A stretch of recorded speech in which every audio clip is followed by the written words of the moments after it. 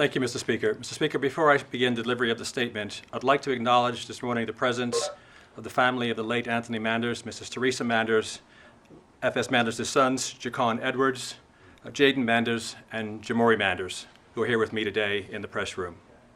Thank you. Mr. Speaker, Mr. Speaker, the International Monetary Fund has described 2020 as a year like no other, and a truer statement has never been made.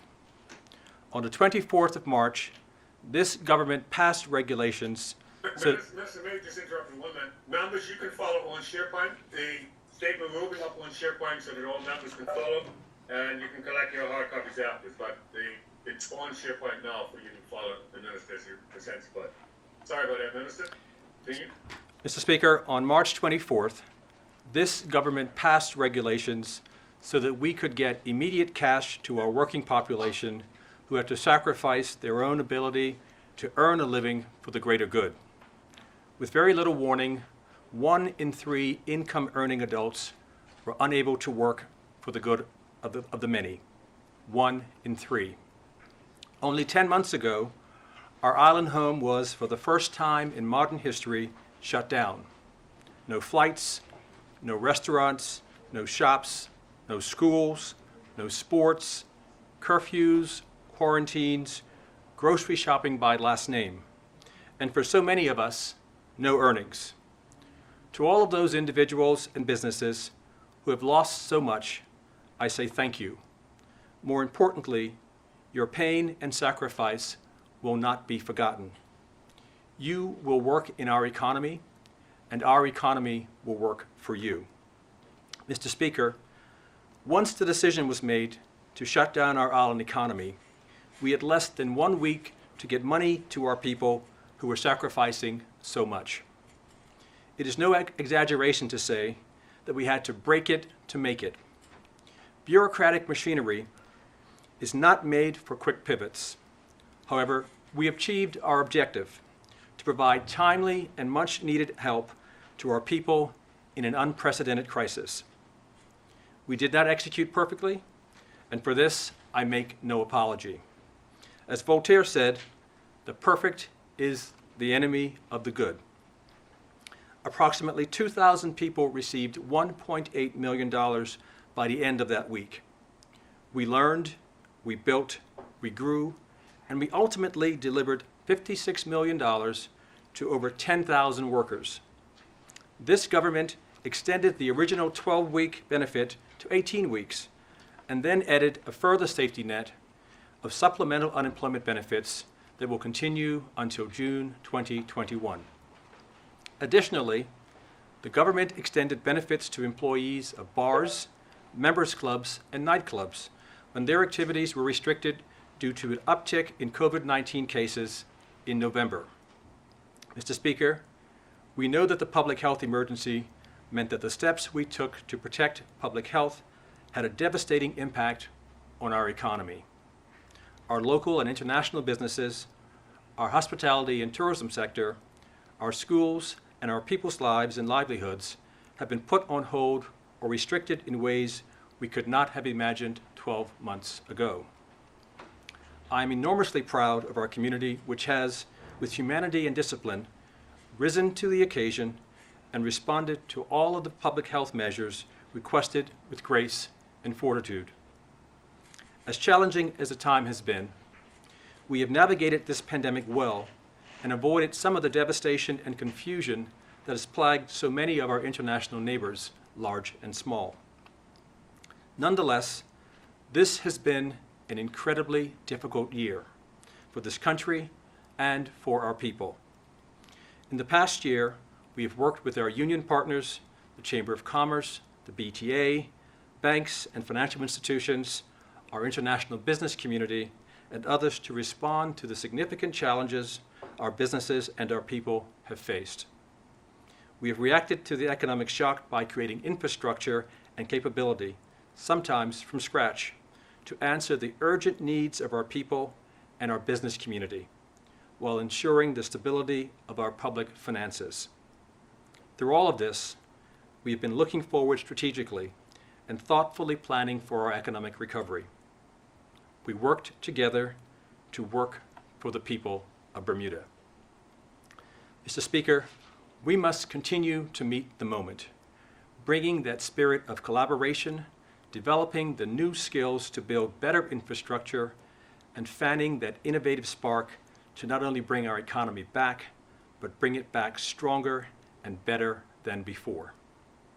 Mr. Speaker, let us be clear. We are not looking backwards, seeking to rebuild our economy to its pre-pandemic state. This is not close to good enough. We must do better than that, and we will. We must harness the intellectual capital, the spirit of collaboration, the backbone and grit of our resilient island community, which knows how to work together and, most importantly, wants to get back to work.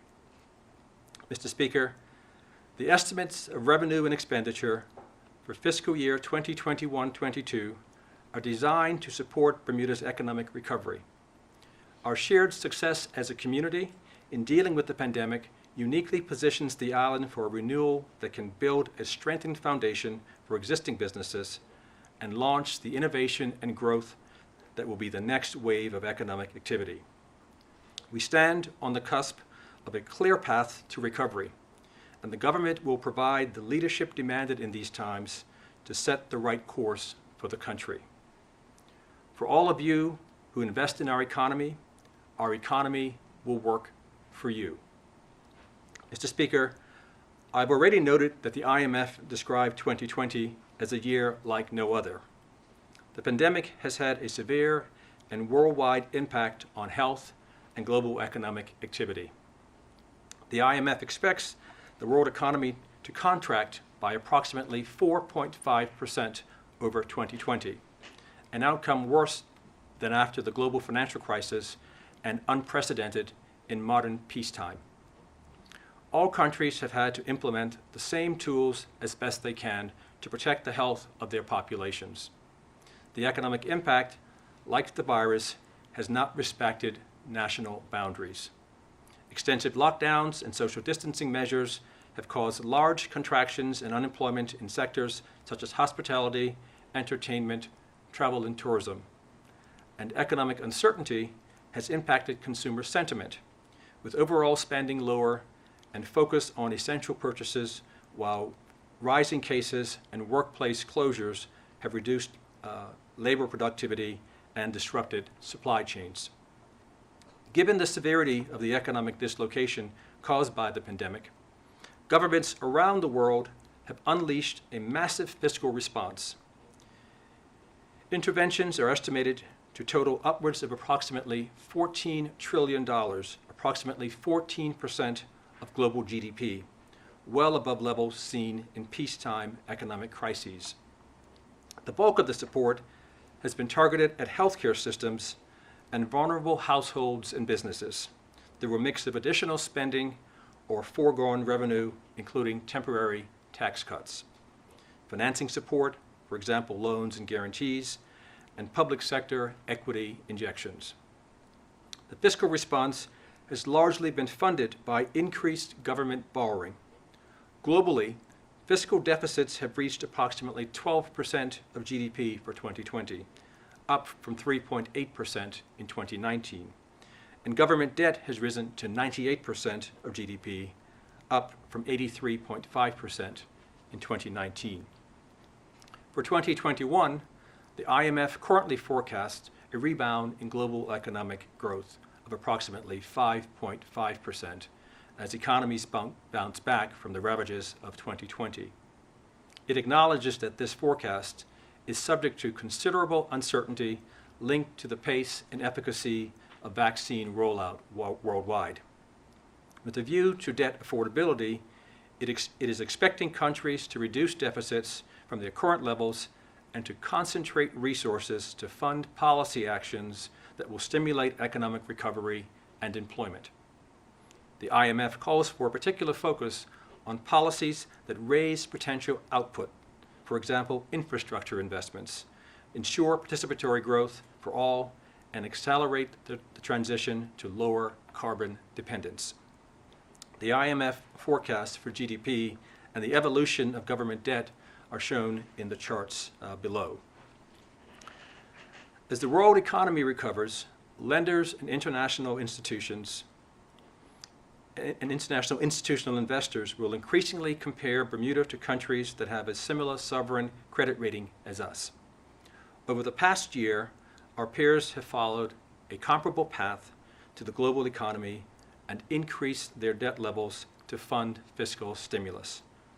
By the end of 2020, their gross debt to GDP will be approximately 58%, approximately 46% in 2019, and gross debt to GDP to government revenue will be approximately 180% versus 140% experienced in 2019.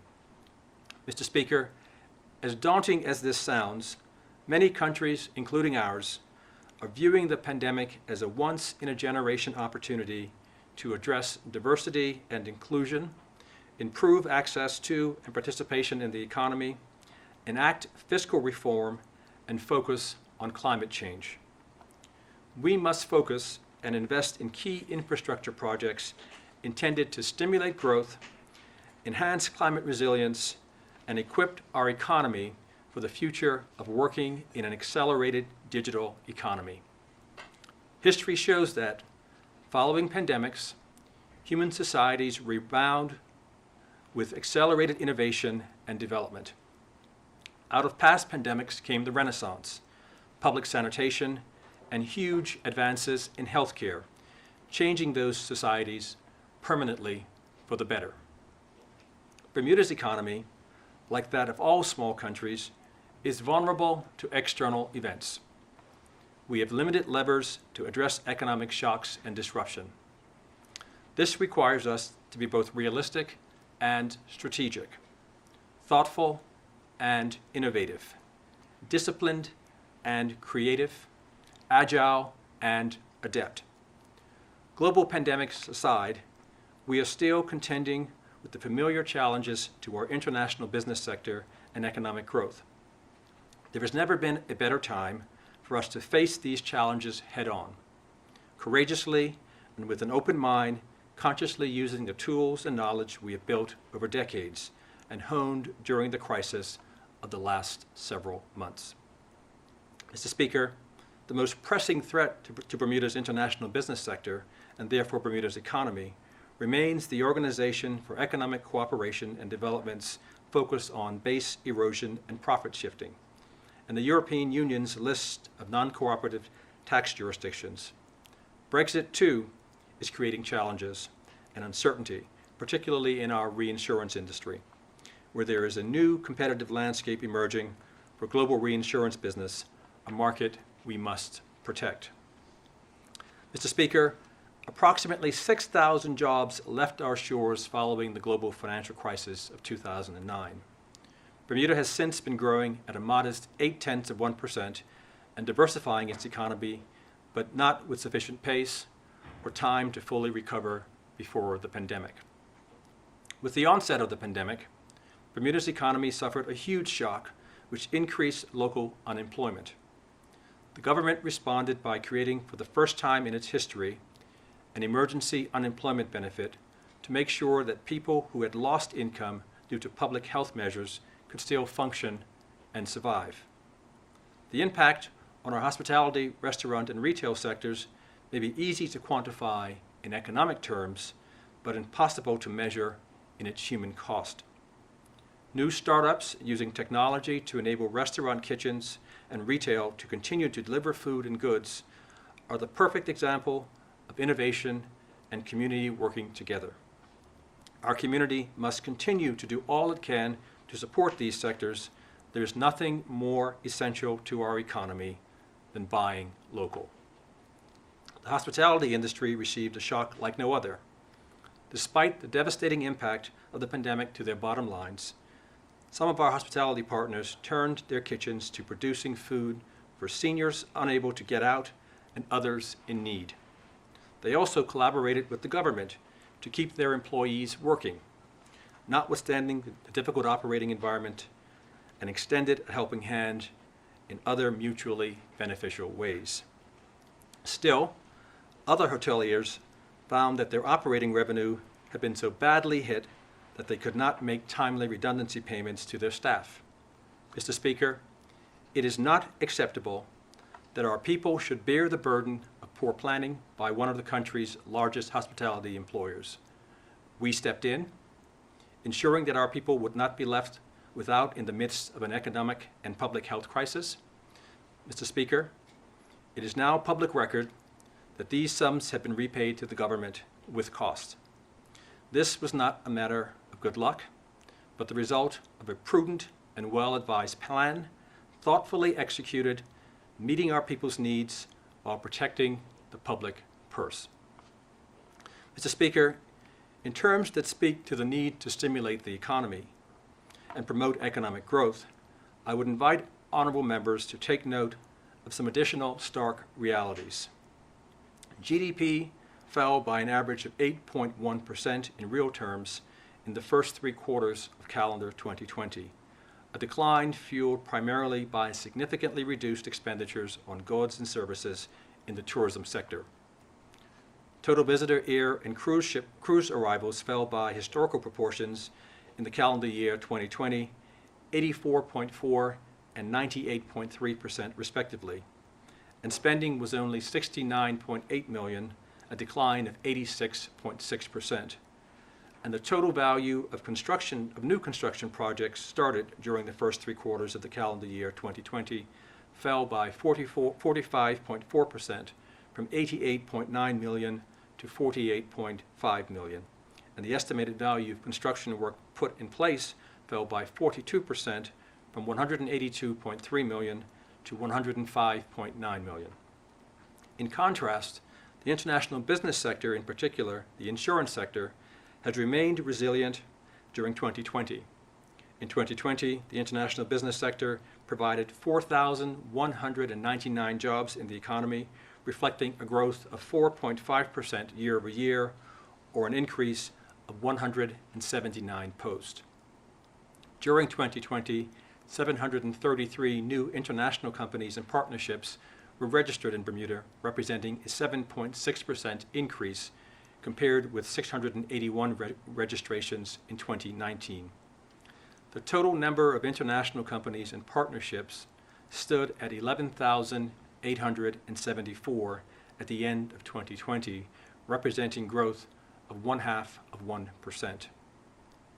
Over the first 9 months of 2020, the foreign exchange earnings of the international companies increased by 16.7 million to 1.58 billion, representing growth of 1.1%.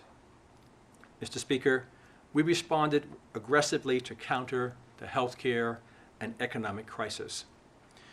We implemented a phased and adaptive approach involving remote working, shelter in place, border closures and curfew.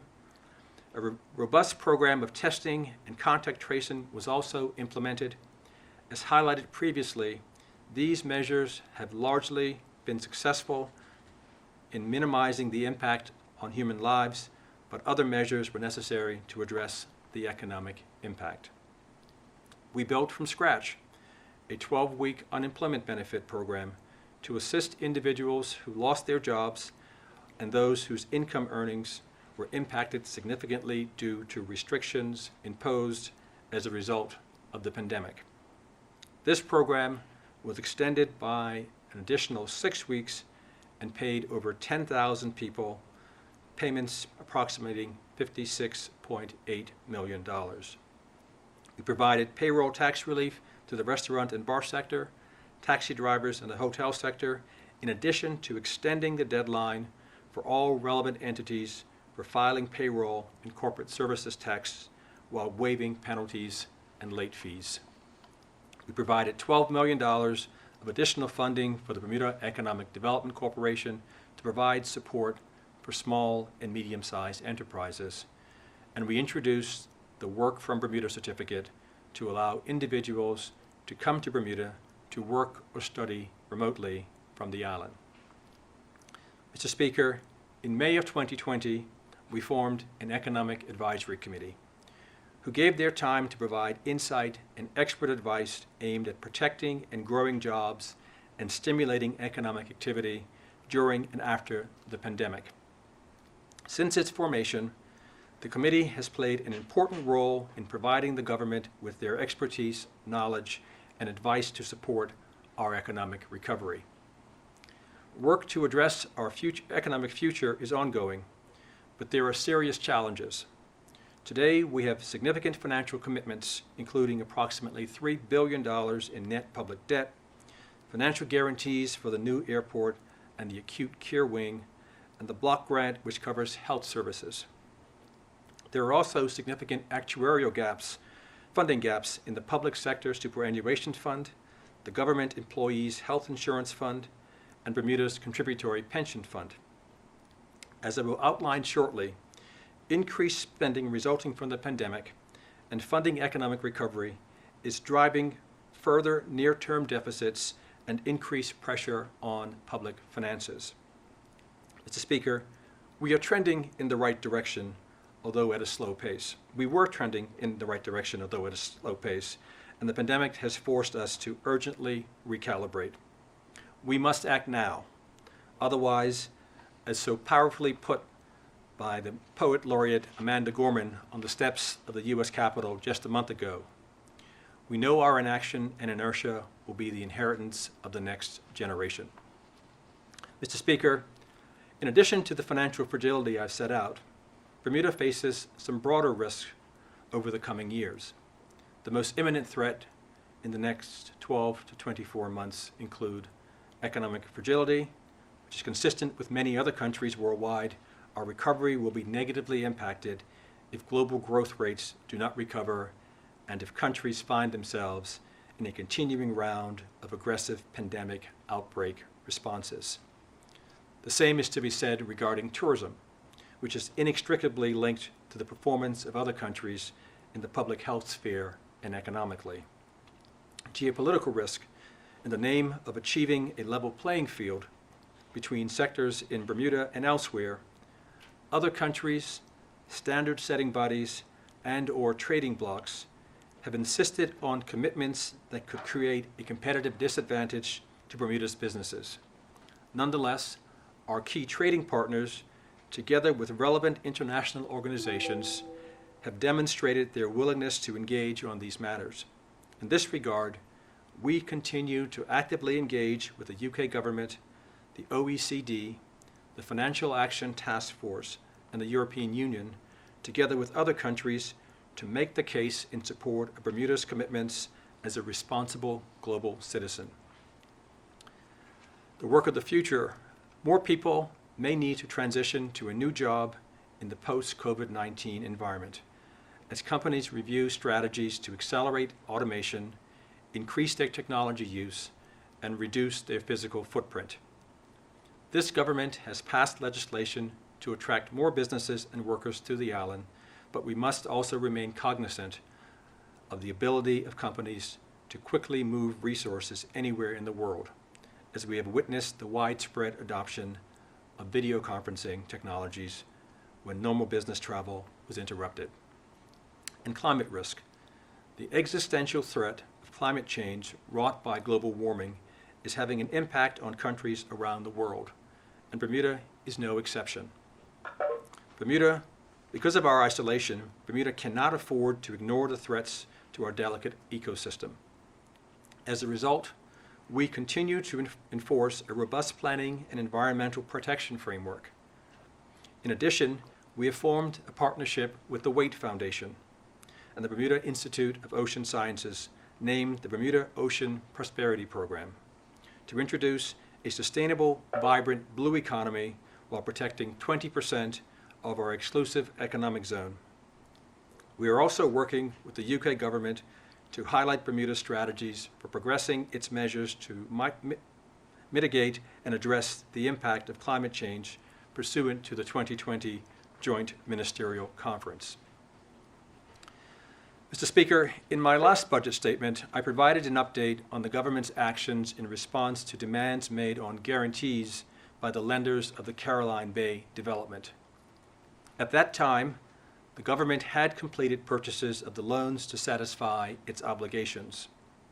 Additionally, we had purchased claims from the main contractor, DCK Bermuda Limited, in order to facilitate payments to many Bermudian subcontractors who had remained unpaid for an extended period of time, in many cases for more than a year. Mr. Speaker, the government was supportive of the developers continuing to seek financing to repay the government and restart the project. However, it became crystal clear that it was not feasible without the people of Bermuda bearing substantial increased financial risk, which I was not prepared to accept. Furthermore, after such a massive financial outlay of public funds, it was imperative that we both ascertain what happened with the financial management of the project and seek a return of as much value as possible. Mr. Speaker, in March of 2020, the government successfully petitioned the Supreme Court of Bermuda to appoint joint provisional liquidators over the project companies. Over the course of the last year, the JPLs have ensured that emergency remediation work has been carried out at the site, which has employed several local contractors. Additionally, the JPLs have been engaged in the necessary work to prepare for transfer of these assets to a government-controlled entity. The government expects this process to be completed in the coming months, at which time a decision will be made on the way forward. To date, the financial impact of the government guarantee for this failed project has been severe. Close to $200 million of public funds have been unnecessarily tied up and at risk. Not only is there an ongoing interest cost, but this has also significantly reduced the government's capacity to fund productive investments that could be critical to Bermuda's economic recovery.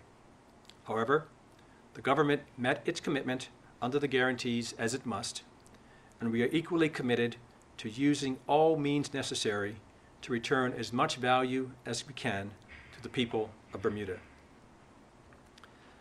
Mr. Speaker, the urgency of the economic situation demands action. But with the need to respond to the direct impact of COVID-19 pandemic comes an opportunity to eliminate the obstacles that have blocked Bermuda's growth for years. We can address the fiscal challenges and reinvent our jobs economy.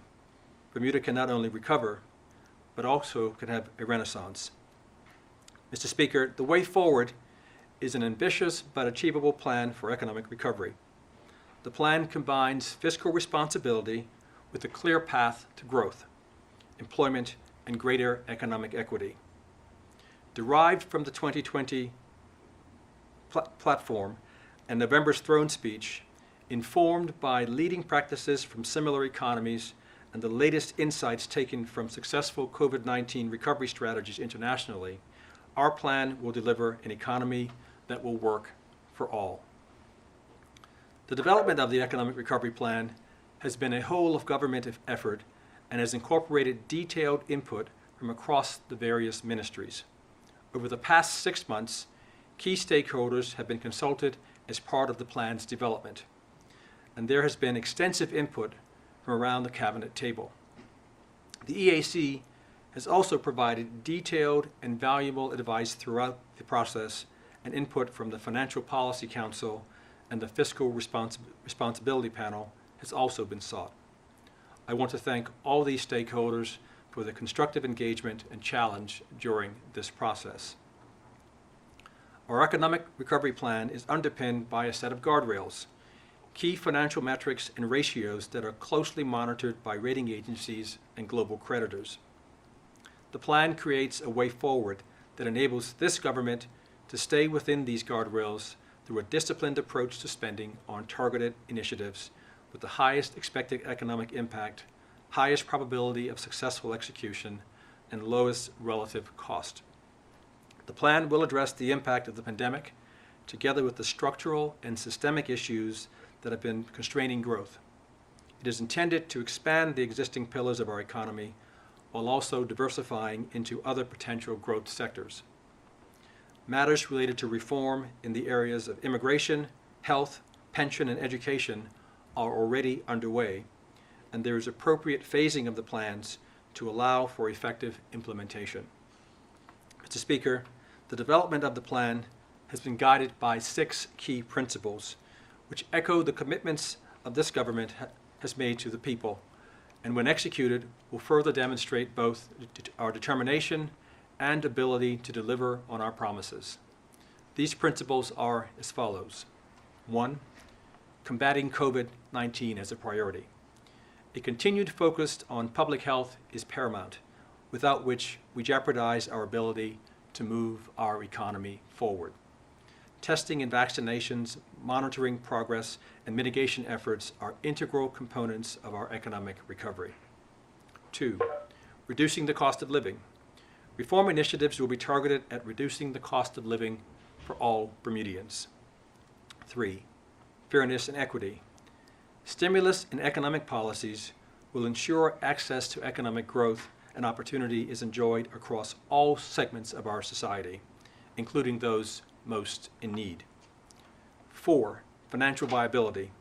Funding to support our small and medium-sized businesses will be directed to those that show strong prospects of viable long-term success. 5. Fiscal prudence. Fiscal discipline will continue to be exercised in managing the government's finances, mindful of existing borrowing levels. 6. Timeliness. The time is now. Where possible, we will accelerate the implementation of the highest priority initiatives to quickly improve Bermuda's economic situation. We will execute this plan mindful of the 2 key commitments that we've made to the country early this year. Firstly, that Bermuda will return to a balanced budget in 3 fiscal years once tourism has fully recovered from the pandemic. And secondly, that Bermuda will maintain the current ceiling on total government debt. Mr. Speaker, as part of this plan, we developed a long list of initiatives and policy changes to accelerate medium-term economic growth. In making tough decisions, we have prioritized those initiatives that focus investment and resources in areas that will have the most significant impact on Bermuda's medium-term economic growth and employment. With extensive input from across government, we narrowed down almost 80 policy proposals to 30. Mr. Speaker, the priority initiatives cut across a number of themes, including 1, economic diversification, where the goal is to diversify Bermuda's economy by encouraging growth of new industries. 2, financial markets. We will focus on increasing affordable access to capital for businesses and consumers, including through measures supporting greater competition within the banking sector. The BEDC will continue to provide support to small and medium-sized businesses that demonstrate strong business plans and long-term viability in the post-pandemic economy. 3, infrastructure investments. Building critical new infrastructure and enhancing existing systems. This provides direct and immediate stimulus for our economy. And we have identified projects including the construction of a shoreside fishing facility, necessary upgrades in the development of a new waste and water management facility, and investing in the necessary recharging infrastructure for electronic vehicles. 4, expanding the resident population. More people means more economic activity, more know-how, more diverse businesses, more for everyone. Every retail business, restaurant, landlord, contractor, landscaper, telecoms provider, and school wants more customers. More customers means more business, leading to more competition and lower prices. 5, labor market reforms and social development initiatives. These will be achieved through the execution of Bermuda's National Job Strategy and Youth Employment Strategy, education reform, reestablishing national unemployment insurance, and implementing minimum wage legislation and a living wage framework. Simply put, we will ensure that our youth have a way forward to future employment. Our people have a safety net for the unexpected, and everyone can expect to be paid at least a minimum wage. Healthcare. The introduction of affordable universal health care and the Bermuda Health Plan will lead to a much-needed reform in health care delivery in Bermuda.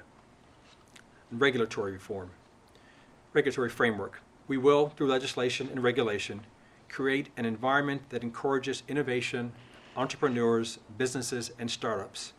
Examples range from an energy regulatory sandbox that will allow Bermuda to benefit from innovative technology in the energy sector, a marine development zone, and exploring options to encourage fintech and digital players to innovate on the island. The importance of environmental sustainability and the economic opportunities afforded by green growth cuts across many of these initiatives. Further work will be undertaken over the coming months to build on the government's existing commitments in this area in a way that also leverages Bermuda's world-class expertise in insurance and international business to establish Bermuda as a world leader in climate risk management. Mr. Speaker, the government knows that a good plan poorly executed can be worse than no plan at all. We will have a dedicated project management team, independent from the day-to-day operations of the government, staffed with people with the right experience, mindset, and knowledge so that we can progress these initiatives as quickly as possible to put the economy back on a path to growth. We will appropriately manage and mitigate the risk to ensure that our reputation and environment for quality business are not compromised. Mr. Speaker, honorable members will recall that I recently renewed the remit of the Tax Reform Commission. Their conclusions will also form a critical part of the economic recovery and be integrated into these economic and social policies for the future. Mr. Speaker, we still have some consultation to conduct. There remains valued partners in other areas of society who must also be invited to share their views on what is recommended. Mr. Speaker, it is important to note that the Economic Recovery Plan will complement and support the mainstays of our economy, tourism and international business. While the latter has weathered the storm of global conditions and now the impact of the pandemic, the former has been battered by these same storms. Mr. Speaker, tourism will need every ounce of good fortune and skill to carve out its share of the inevitable pent-up demand that will be released when we finally get to the new normal. Leisure travel will return, and conferences will again be in person. I have every confidence that Bermuda will build on its reputation as a safe place to stay, and our visitors will again enjoy all that we have to offer. This is a tall order, but with the welcome news of the opening of the St. Regis on the 22nd of May and the commitment to redevelop the Fairmont Southampton, incorporating expanded event capabilities to minimize seasonality, tourism's renewal can be accomplished. Mr. Speaker, another example of target stimulus is the planned development of a branded tourism property ideally located on Bermuda's South Shore at the site of the former Grand Atlantic. This economic activity will put Bermudians to work in construction and spark the hiring of Bermudians to run the hotel. Having satisfied myself of the tourism need, as well as the proposed plans for the remainder of the development, I am pleased to advise this Honorable House that I have executed a $10 million guarantee to support funding necessary for the completion of the next phase of works. The scope of work has been the subject of an open tender, and pending the award of a contract, work will start early in March with a view to completion in late summer. Mr. Speaker, the machinery of the public service often operates invisibly in the background, quietly delivering services to the people of Bermuda, day in, day out. These past 12 months have seen many of the men and women of our public service reinvent themselves, developing skills and services they had neither trained nor planned for. The public service has been front and center this year. They have been the front line of our public health emergency, processing our friends and families safely through the airport, delivering COVID-19 tests, and protecting public health. Those are a few examples, but there are many more. Without the hard work and selfless dedication of so many of our public officers, Bermuda would not have been able to effectively meet the challenges of COVID-19. Notably, in less than a year, we have developed core competencies and expertise that simply did not exist before. We should have confidence that our public servants will continue to meet the challenge of this time for the benefit of all. Mr. Speaker, I would like to take this opportunity to acknowledge the significant contributions of Mr. Anthony Manders, the former Financial Secretary in the Ministry of Finance, who we unexpectedly and tragically lost last month. The void he has left has been keenly felt as we have worked through this budget process for the first time without him. We have lost a colleague and a friend who possessed unparalleled knowledge about the working of government and who will be missed by all who knew him. Everyone who has worked with F.S. Manders knows that he was a dedicated, hardworking, and selfless. Anthony was one of my most senior and trusted advisors. He played a key role in advising the cabinet during the pandemic, helping us navigate the unprecedented economic crisis. I will miss him. We continue to keep his wife Teresa and his sons Jacon, Jaden, and Jamori in our thoughts as they come to terms with such a profound loss in their lives and for the country. Mr. Speaker, before commenting further in details on the estimates for the fiscal year 2021-22 budget, it is important that I provide an update on the government's financial performance and the forecast for the current financial period, which has been dramatically impacted by the COVID-19 pandemic. Mr. Speaker, the government is forecast to earn $960.6 million in revenue in 2020-2021. This is $161.6 million, or 14.4%, less than the $1.1 billion in the original estimate, and is due mainly to the impact of the COVID-19 pandemic on just about all of our government's revenue sources.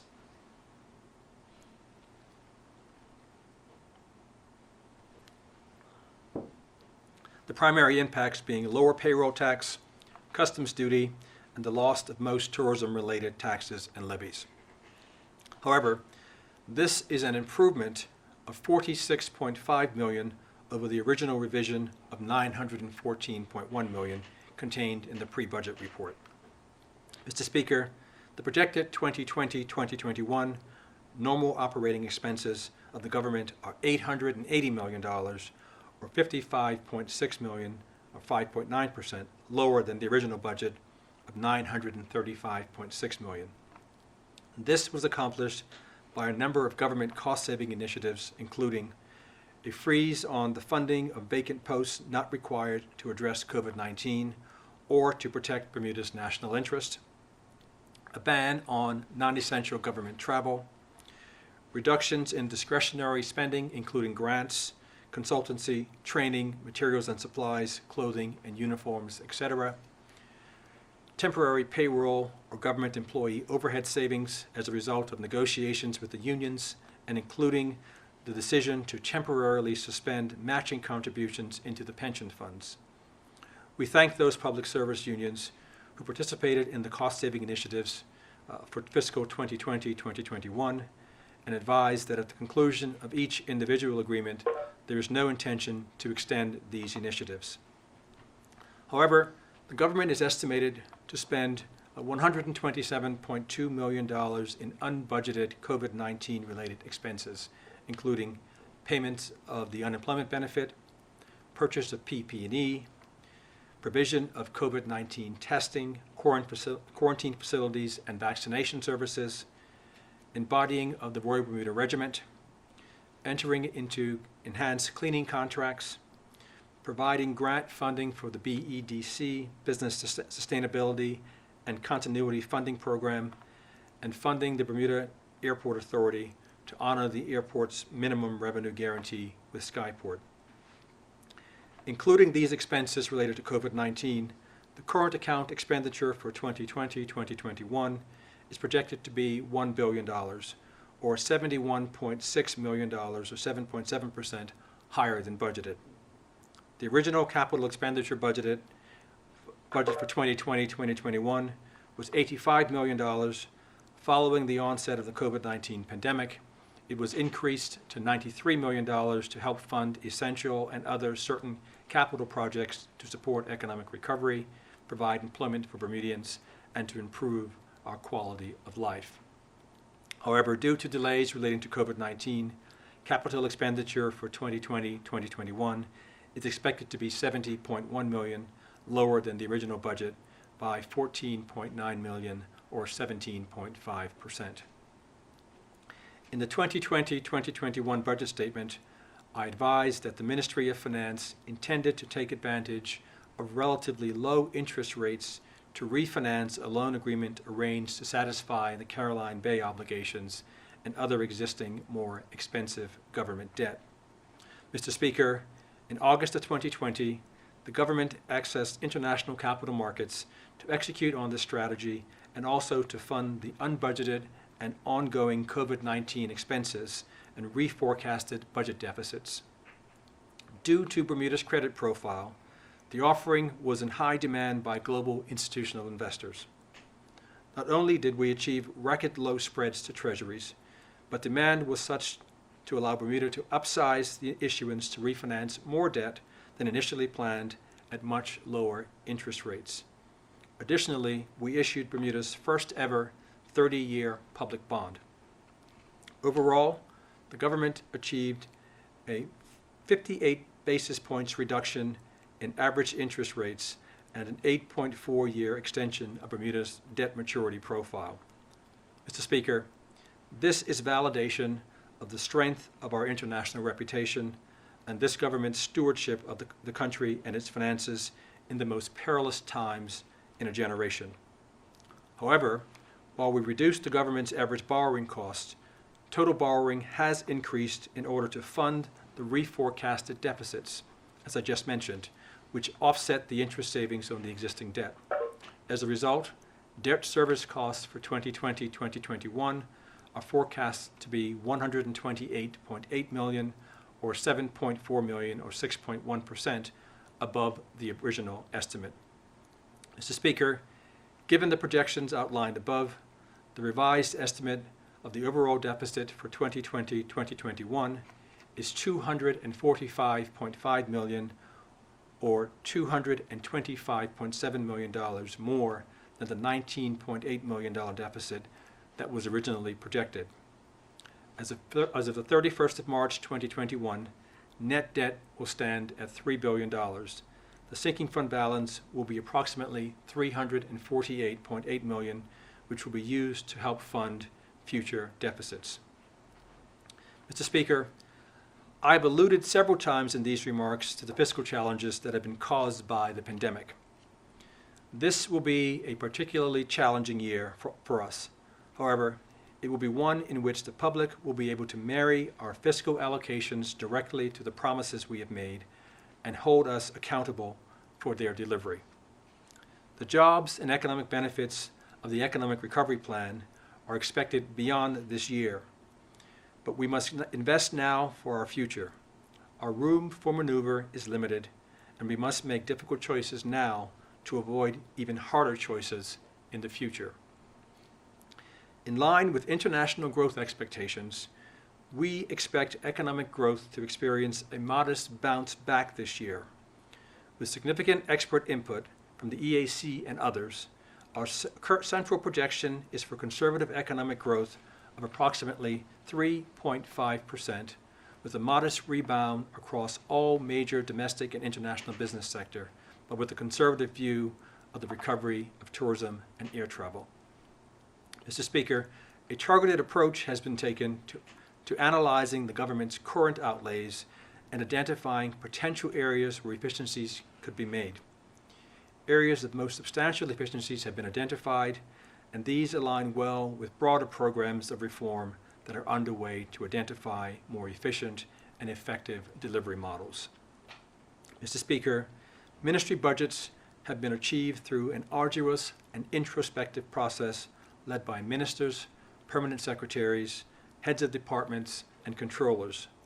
For the avoidance of doubt, this budget does not reduce any scholarship allocations across ministries, does not require any redundancies or further reductions in staffing, and does not reduce or eliminate critical programs like the child daycare allowance, the summer student employment program, or support to seniors in rest home care. Mr. Speaker, as the estimates of expenditure will reveal, the largest ministry allocations are in health, education, national security, and labor. The largest increase year over year is within the Ministry of Social Development and Seniors. Mr. Speaker, the 2021-22 national budget allocates $1.1 billion in total spending. This level of spending represents an $18.6 million or 1.6% decrease over the 2020-2021 original estimates, and an $82.7 million or 6.9% decrease over the 2020-2021 revised estimates. Given the sustained impact of the COVID-19 pandemic, revenues are forecast to decrease by 11%, or $123.3 million. Before interest on debt and capital expenditures, the current account balance is budgeted to be a surplus of $95.9 million. The current account balance after interest is budgeted at a deficit in the amount of $31.8 million. This represents a decrease in the current account surplus of $97.1 million when compared with the 2020-2021 budget, but a $143.5 million improvement over the revised budget estimate for 2020-2021. Given the above, Mr. Speaker, the government plans to run a budget deficit of $124.5 million in 2021-22, which is $120.8 million less than the revised estimate of a $245 million deficit for 2020-2021. Mr. Speaker, the projected current account balance, excluding debt service, indicates whether revenue can support the day-to-day cost of running the government, excluding interest on debt and capital expenditures. This year's budget, with the current account surplus of $95.9 million, has sufficient revenue to cover the day-to-day costs of running government. Mr. Speaker, as already mentioned before, the government has no plans to borrow in order to finance this year's deficit of $124.7 million. The deficit will be financed by using a portion of the funds that currently sit in the sinking fund. Mr. Speaker, as of the 31st of March 2022, it is estimated that gross public debt will remain at the same level as March 31, 2021, at $3.35 billion, and debt net of the sinking fund will be $3.1 billion, $370 million below the debt ceiling. Mr. Speaker, as I signaled in the pre-budget report, some revenue-raising measures were under consideration. I am pleased to advise this honorable House of the following. Payroll tax relief to troubled sectors will be continued through the 31st of March of 2022. The tax incentives to grow jobs program will be continued through the 31st of March of 2022. The Retail Shops Temporary Customs Duty Relief Act of 2008, which provides a zero rate of customs duty on imported capital goods intended for renovations and refurbishment of retail shops, will be extended for a further 5 years through the 31st of March of 2026. The 2015 land valuation list will remain in force for a further 10 years, and as such, there will be no increases to land tax, and the bans will remain as is. To further strengthen the regulatory oversight undertaken by the Registrar of Companies, and to support the digitization of the functions of the ROC to meet changing international obligations and increase efficiency, there will be an increase within the fee structure of the ROC, which will take effect in the coming fiscal year. Bermuda cannot fail to compete with other jurisdictions, recognizing the bedrock of our revenue generation is the very sectors supervised by the ROC. Mr. Speaker, there are no other meaningful increases to the cost of government services or other fees and taxes. there is a fragility to local finance that cannot be further strained by increased taxes. Mr. Speaker, the revenue estimate for 2021-2022 is $998.9 million, $123 million, or 11% lower than the original estimate for the previous year, and $38.3 million, or 4% higher than the revised budget for 2020-2021. The most significant decreases will be in relation to the continued impact of the COVID-19 pandemic on the global economy through the lack of cruise and air travel, forecast to be down $20.7 million versus the 2020-2021 original budget, as well as customs duty and payroll tax, forecast to be down $34.4 million and $19.3 million, respectively. Mr. Speaker, total expenditures, including debt service of $127.8 million and capital investment of $92.9 million, is estimated at $1.1 billion, $18.4 million, or 1.6% lower than the original estimate for 2020-2021.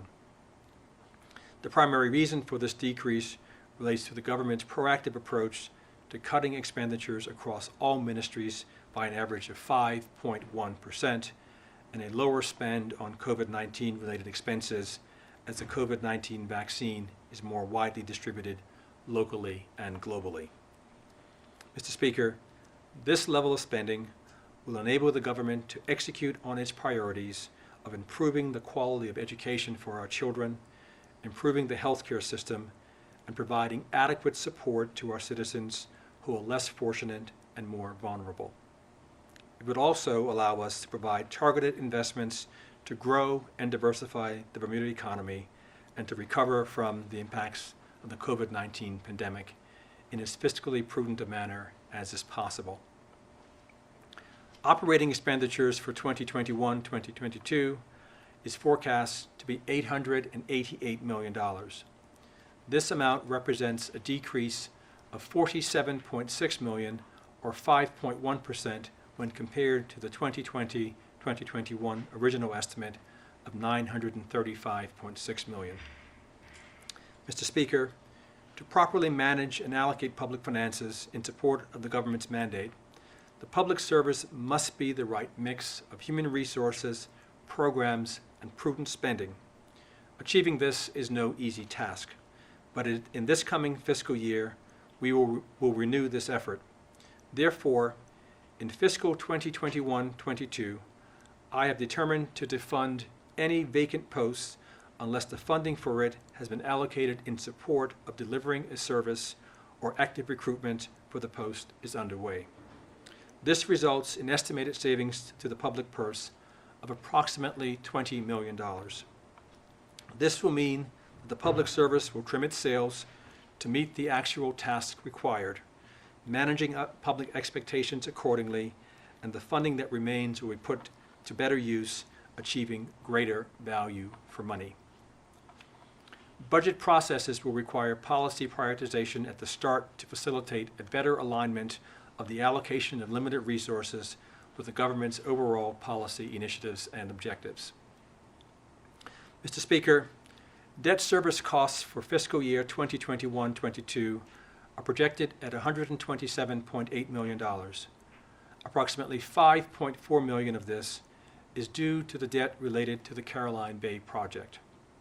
As I mentioned earlier, in August of 2020, the government borrowed additional funds to refinance and pre-fund unexpected expenses and deficits due to the impacts of the COVID-19 pandemic. Had we not had to do so, debt service for 2021-22 will be forecast to be $111.2 million, meaning the capital markets transactions would have resulted in a savings of approximately $16.6 million next year and $17.6 million lower than interest expense for 2020-2021. Mr. Speaker, in April of 2020, in anticipation of the negative impacts of the COVID-19 pandemic, the government raised the debt ceiling by $150 million to $2.9 billion to ensure that it could raise the necessary liquidity to fund a variety of public health and emergency financial measures to support Bermuda's people and economy. In July, in anticipation of accessing the capital markets, as I mentioned earlier, the government further raised the debt ceiling by $600 million to $3.5 billion. Mr. Speaker, while we accept that increased debt was necessary due to COVID-19 and the Caroline Bay obligations, the current debt ceiling is set as an important guardrail in our economic recovery plan that we do not expect to breach.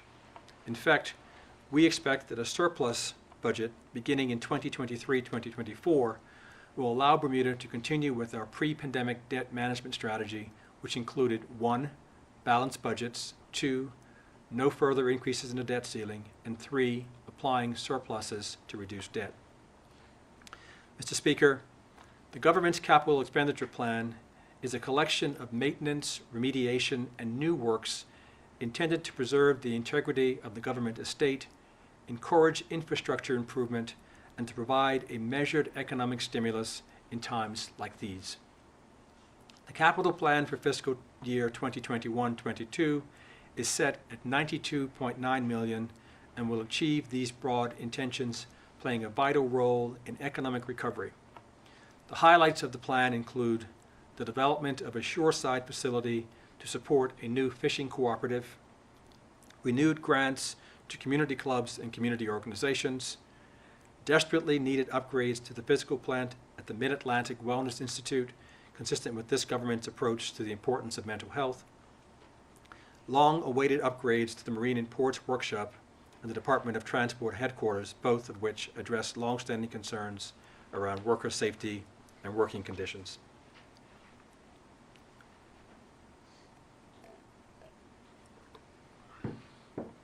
Mr. Speaker, there is an understandable fatigue in our society.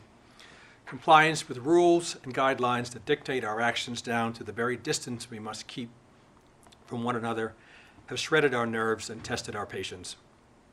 We've all weathered a year of unforeseen change brought on by this pandemic. Everyone's lives has been impacted. Whether working from home or being forced to wear a mask around people we consider friends or even family, we're tired.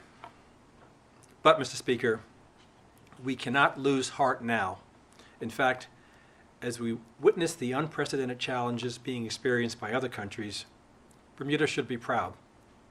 The energy to push the extra mile should be found in the fact that we are in the top 5 in the world for testing and have a vaccination program that is the envy of other countries. Our unity of purpose, followed by action, has enabled us to persist and reopen our economy. This government's leadership, combined with much-needed programs by churches, the third sector, and the private sector, have reached far into society to provide the support and relief required for our people to soldier on.